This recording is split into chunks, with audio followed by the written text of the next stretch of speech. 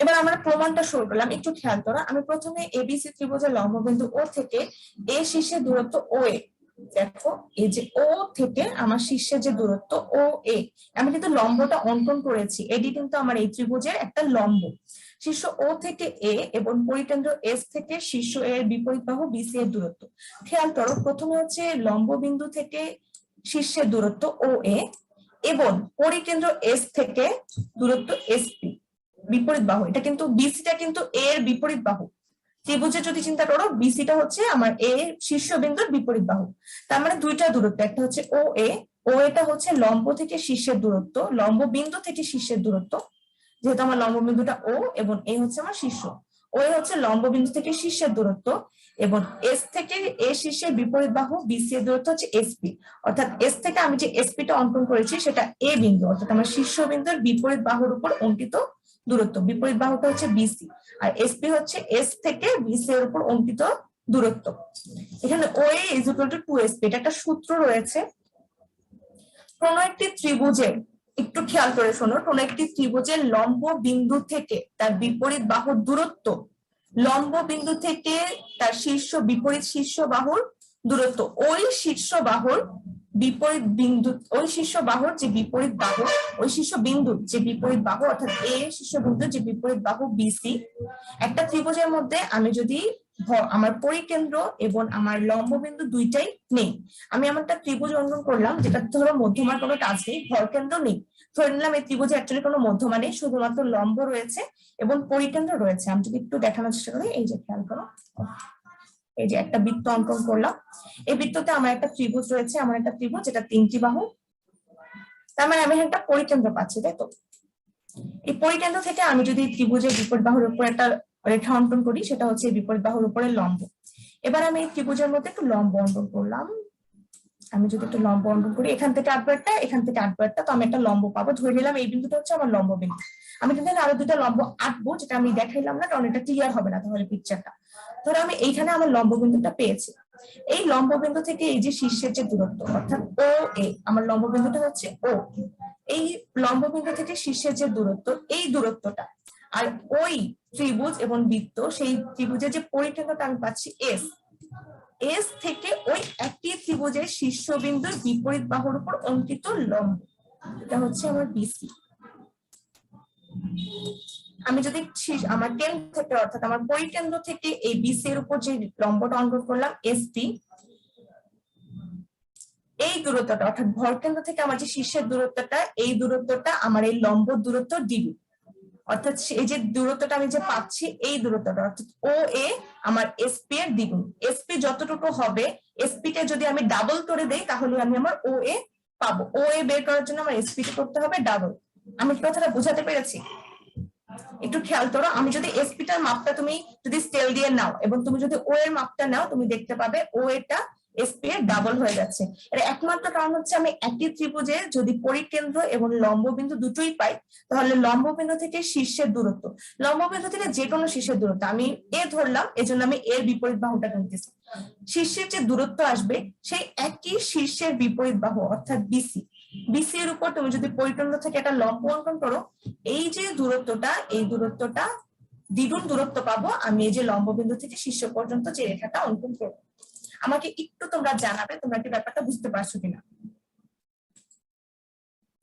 আচ্ছা, বুঝেছো? তার মানে এই যে আমি লিখলাম ও ইজ ইকুয়াল টু 2sp, তার একমাত্র ও এ হচ্ছে, ও এর পরিচয় হচ্ছে আমার ভরকেন্দ্র থেকে, আচ্ছা ও এর পরিচয় হচ্ছে আমার ভরকেন্দ্র থেকে, সরি আমার লম্ববিন্দু থেকে শীর্ষবিন্দুর দূরত্ব, এবং এসপি এর পরিচয়টা হচ্ছে আমার এসপি এর পরিচয়টা হচ্ছে আমার পরিকেন্দ্র থেকে বিপরীত বাহুর উপর অঙ্কিত দূরত্ব। এবং আমার সূত্র অনুসারে আমার ও এ এসপি হচ্ছে আমার ও এর দ্বিগুণ হবে। ও এতে আমি যদি বসিয়ে দিই, আমি পাবো আমার ও এটাকে ডিভাইড করলে আমি আমার এসপি পেয়ে যাবো। অর্থাৎ সূত্র অনুযায়ী আমি লিখে নিলাম ও এ ইজ ইকুয়াল টু 2sp। এই ধরনের সূত্র লেখার জন্য সবসময় কিন্তু একটি ত্রিভুজের মধ্যে অবশ্যই একটি বৃত্ত থাকতে হবে, না তো কিন্তু আমি তখন এই পরিকেন্দ্রটা পাবো না। যখন আমি একই সাথে পরিকেন্দ্র এবং লম্ববিন্দু দুইটাই পাবো, তখনই শুধুমাত্র আমি এই অ্যাপ্লাই করে, এই ফর্মুলা অ্যাপ্লাই করে এরকম একটা ইকুয়েশন নিয়ে আসতে পারি। এখন একটু খেয়াল করো, আমি একটু ত্রিভুজে ভাগ করি এই জিনিসগুলোকে। যেহেতু এডি এবং এসপি উভয় বিসি এর উপর লম্ব।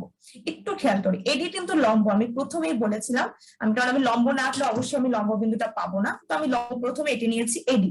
এবং যেহেতু এস থেকে পি এর দূরত্বটা লম্ব হবে, বৃত্তের কেন্দ্র থেকে জে এর উপর অঙ্কিত যে কোনো রেখা যেহেতু লম্ব হয়, সেহেতু এটা আমি হচ্ছে এই যে আমি এটা লম্ব পেলাম। দেখো আমি কিন্তু দুটা সমান্তরাল রেখা পেয়ে গেছি, তোমরা একটু খেয়াল করে দেখতে পাচ্ছ এডি এবং এসপি কিন্তু সমান্তরাল। এবং যখন তোমার সমান্তরালের প্রশ্ন আসে এবং তাদের মধ্যে একটা ছেদক পাই, তখন কিন্তু আমি একান্তর কোণ এবং বিপরীত একান্তর কোণ গুনতে পারবো। যখন দুটোর সমান্তরাল রেখা আসবে,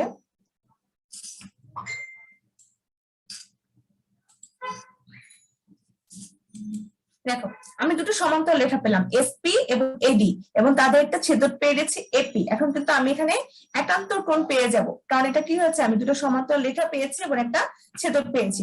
হিসাব অনুযায়ী আমি যে একান্তর কোণটা পাবো, আমি যেহেতু জানি একান্তর কোণগুলো সমান, সেহেতু আমি এখানে এখন একান্তর কোণগুলো বের করবো এবং বলে দেবো আমার একান্তর কোণগুলো সমান। এবার যদি তোমরা একটু খেয়াল করো আমার কোণগুলো কি কি আসতেছে, আমি যেহেতু এডি এবং এসপি কে আমার রেখা ধরেছি এবং এপি কে ধরেছি আমার ছেদক, সেক্ষেত্রে আমার কোণগুলো কি আসবে, এই দেখো আমি এই যে এখানে একটা কোণ পাবো, যে আমরা এখানে একটা কোণ পাবো, এই যে আমি এখানে একটা কোণ পাচ্ছি, রেখা দুটো এটা না, এই যে এসপি এবং হচ্ছে এডি এবং এপি হচ্ছে আমার ছেদক। সেক্ষেত্রে দেখো আমি কোণটা কি পাচ্ছি, পি এ ডি, এই যে পি এ ডি, শুধুমাত্র কোণটা থাকবে মিডে, যেহেতু আমার একান্ত কোণগুলো সমান, আমি লিখতে পারি এ পি এস, অর্থাৎ এ কোণ এবং পি কোণ সমান হবে, এ কোণ এবং পি কোণ সমান হবে। দেখো যেটা রেখা দিয়ে অঙ্কন করলাম বিপরীত দুটো কোণ, এই রেখার দুই পাশে যে দুটি কোণ পাচ্ছি, দুটো কোণ পরস্পর একান্তর কোণ এবং এরা সমান, অর্থাৎ এ কোণটা এবং পি কোণটা তোমার হবে পরস্পর সমান। এবার তুমি বাহু দিয়ে লিখবা, তুমি বাহু দিয়ে লিখতে গেলে দেখো আমি প্রথমবার লিখলাম পি এ ডি, পরের বার লিখলাম ও এ জি, একই কথা ও এ জি। আমি যদি পি এ ডি, দেখো পি এ ডি লেখা যার কথা, ও এ জিও দেখা একই কথা, কারণ আমার কোণটা মিডে থাকলেই হবে, রেখাংশ কোণের বেলা ম্যাটার করে না। একইভাবে আমি এখানে লিখে নিলাম এস পি জি, আমি শর্ট করে নিলাম, আমার বাহুগুলো কাছাকাছি নিয়ে আসলাম, এস পি জি। আমার সূত্র অনুসারে আমার এই একান্ত কোণ দুটি সমান হবে। আমাকে একটু জানাবে এই স্লাইডে কাউকে কিছু বুঝতে সমস্যা আছে, আমি কিছু রিপিট করবো, আমাকে মাইক অন করে কিংবা চ্যাট বক্সে তোমরা একটু জানাও, আমি পরবর্তী স্লাইডে চলে যাব কিংবা এই টপিকটাকে আরেকবার রিপিট করবো। আচ্ছা, যেহেতু বুঝতে পেরেছো তো চলে যাই আমরা আমাদের পরের স্লাইডে।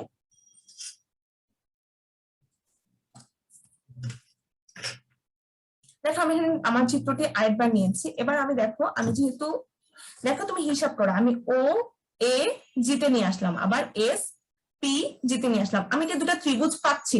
খালি চোখে দেখে বলো তো দুটা ত্রিভুজ কি আমি পাচ্ছি? দেখে মনে হচ্ছে আমি দুটা ত্রিভুজ পেয়েছি? ও এ জি, এই যে এটা দেখো তিনটা বাহুর যে সমাহার, এটাকে আমি ত্রিভুজ বলতে পারি তো? আমি এখানে একটা ত্রিভুজ পেয়ে যাচ্ছি, আমি এখানে আরেকটা ত্রিভুজ পেয়ে যাচ্ছি। এবার যদি তুমি একটু খেয়াল করো, আমরা ত্রিভুজের সর্বসমর জন্য 3.2 এর যে প্রথম ধাপটা ছিল, তখন আমরা ত্রিভুজের সর্বসম পড়েছিলাম।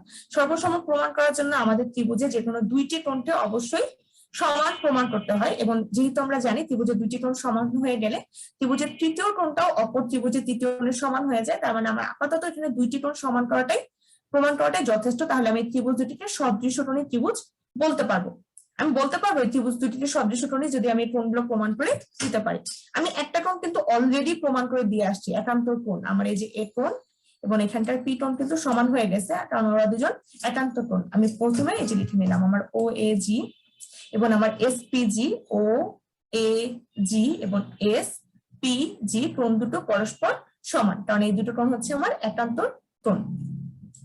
এবার যদি আমি লক্ষ্য করি, আমার এই একটা যদি ছেদক থাকে, এমন একটা ত্রিভুজ, এই ত্রিভুজের মধ্যে যদি কোনো ছেদক থাকে, দুইটি রেখা যদি পরস্পরকে ছেদ করে, আমি যদি এপি কে দেখি এবং এস ও কে দেখি, ওরা কিন্তু পরস্পরকে ছেদ করছে, আমি কিন্তু ওদের ছেদবিন্দু থেকে বিপ্রতীপ কোণ পেয়ে যাব, বিপরীত দুটো কোণ যে পাবো সেই দুটো কোণকে আমি বিপ্রতীপ কোণ বলতে পারি।